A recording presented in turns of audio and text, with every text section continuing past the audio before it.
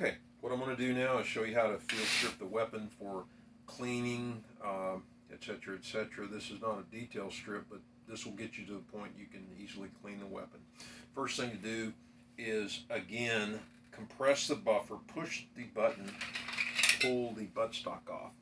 Now what I'm going to do is pile up parts here on the ammo crate. In fact, I'm going to lay the buttstock down on the floor. There's not room. To remove the buffer, press the spring catch down, turn the buffer 30 degrees, and it will come off. You can see this one is unfinished, but this is also the shop rifle. Pull the recoil spring and guide rod out. Okay. Snap the charging handle back. Remove the charging handle. Now, on some of these weapons, the charging handle is a little bit sticky, and so what I need to tell you is this. When you pull this back, the charging handle, you should be able to just wiggle the charging handle a little bit, and the charging handle should move, and the carrier doesn't move. If when you move the charging handle, the carrier moves too, that means the button that holds this charging handle in place is stuck in the back side. If that's the case, you're not going to pull this out. Okay?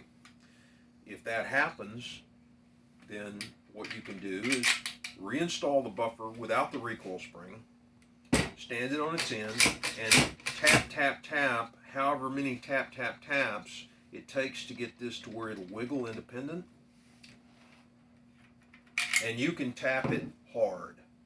You're not going to hurt the rifle. Bang, bang, bang. In fact, I'll show you. Oh, that was smart. What do I do then? Okay, we'll pull it back. Okay. Let's say this is stuck. Oh, I'm afraid I'll hurt my rifle. Don't be. You're not going to hurt it. Everything is hardened. Everything is made to tolerate this. Okay? Now I got it wiggling. Take the buffer out, pull this back, remove the charging handle. I'm telling you this because we've had rifles mailed back to us that were unstrippable because of the charging handle. I'm trying to help you on that. Okay, now grab the back of the bolt and the carrier and hold them, pinch them together. The reason for that is so that the bolt doesn't try to rotate. Pull them back, pull it out. It's complete assembly. At this point, the weapon is open. You can run your cleaning equipment. You can do whatever you like.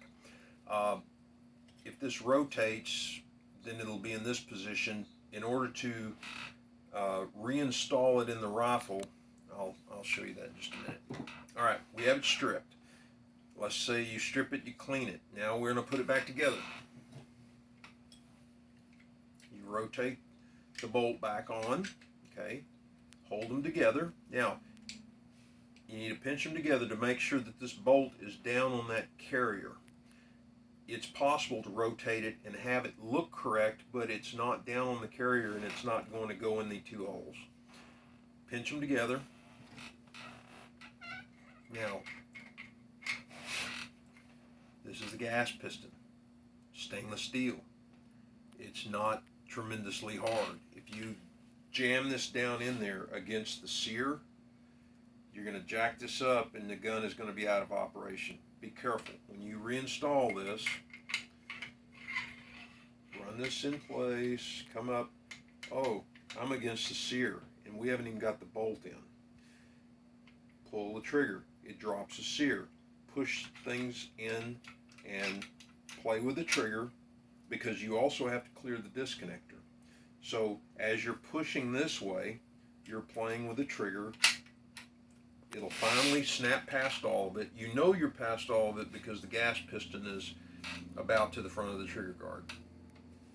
Continue to push and you will see the charging handle slot.